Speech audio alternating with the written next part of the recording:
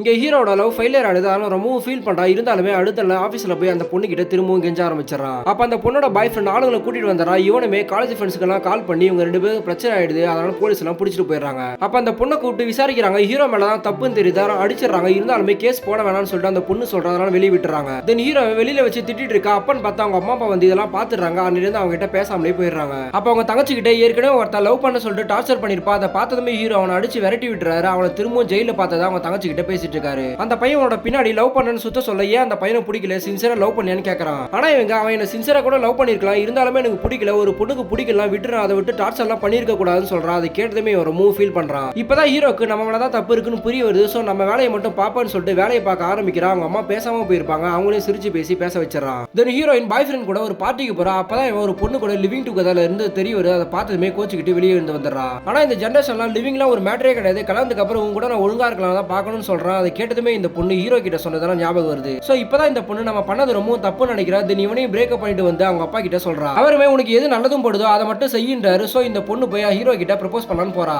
ஆனா ஹீரோ அந்த வேலையை ரிசைன் பண்ணிட்டு தனியா ஒரு பிசினஸ் பண்ண சொல்லிட்டு வந்துடுறான். அதை கேட்டதுமே இந்த பொண்ணு அங்கேயே வந்து ஹீரோ கிட்ட ப்ரப்போஸ் பண்ணிட்டு ஒன்னா சேர்ந்துடுறாங்க.